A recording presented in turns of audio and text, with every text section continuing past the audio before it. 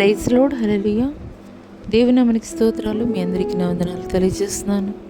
ఈ దినం కొరకు దేవుడు సిద్ధపరిచినటువంటి మాటలు, ప్రియ సహోదరి సహోదరుడా, ఈ యొక్క 2025 సంవత్సరంలో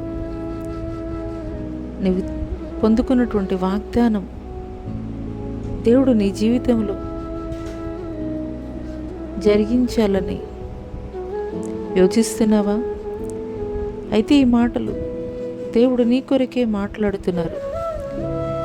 వాగ్దానం ఇంకా నిలిచి ఉండగా వీళ్ళు ఎవడైనా ఒకవేళ ఆ వాగ్దానము పొందకుండా తప్పిపోవునేమో అని భయము కలిగి ఉందుము. ఈ మాటలు వింటున్నటువంటి ప్రియనేస్తమా, ఐగుప్తు బానిసత్వం నుండి విడిపించినటువంటి దేవాది దేవుడు పాలు తేనెలు ప్రవహించు కనాను ప్రదేశాన్ని దేవుడు వారికి బహుమానముగా ఇవ్వాలి అని అనుకున్న తరుణములో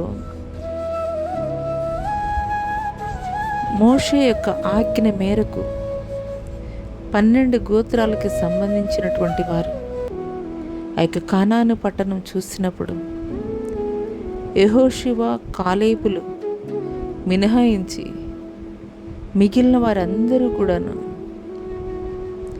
వారు బహుబలమైనటువంటి దేహదారుఢ్యం కలిగినటువంటి వారు. వారి ఎదుట మనము మిడతల వలె ఉన్నామని మిగిలిన వారి ఎదుట వారిలో ఒక అవిశ్వాసాన్ని వారి యొక్క మాటల ద్వారా తెలియజేశారు. ఈ మాటలు దేవుడు నా కొరకే మాట్లాడుతున్నారని నీవు నమ్మగలిగినట్లయితే,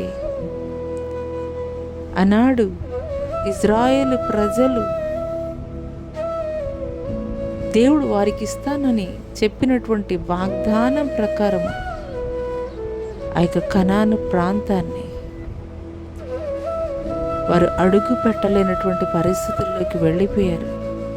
ఎందు నిమిత్తమనంటే గనక వారిలో ఉన్నటువంటి అల్ప విశ్వాసమే.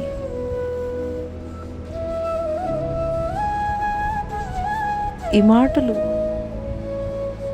దేవుడు నా కొరకే మాట్లాడుతున్నారని నీవు నమ్మినట్లయితే, వాగ్దానం పొందుకున్నటువంటి నీవు ఆ వాగ్దానం నీ జీవితంలో దేవుడు నెరవేర్చాలనంటే, ముందుగా దేవుని పట్ల ఎటువంటి ప్రతికూలమైనటువంటి పరిస్థితులు నీ జీవితంలో ఎదురైనప్పటికీ కూడా వాగ్దానం చేసినటువంటి వాడు నరుడు కాదు, నేను నమ్ముకున్న దేవుడు నిశ్చయముగా ఆ వాగ్దానాన్ని నా జీవితంలో నేను పొందుకుంటాను, నా దేవుడు నా జీవితంలో జరిగిస్తాడు అని నీవు విశ్వసించగలిగినట్లయితే, నీ విశ్వాసం ప్రకారం దేవుడు నీ జీవితంలో ఈ సంవత్సరం కార్యము జరిగించబోతున్నాడు. అట్టి కృప దేవుడు నీకు దయచేయనుగాక. ఆమేన్. Subscribe to my channel.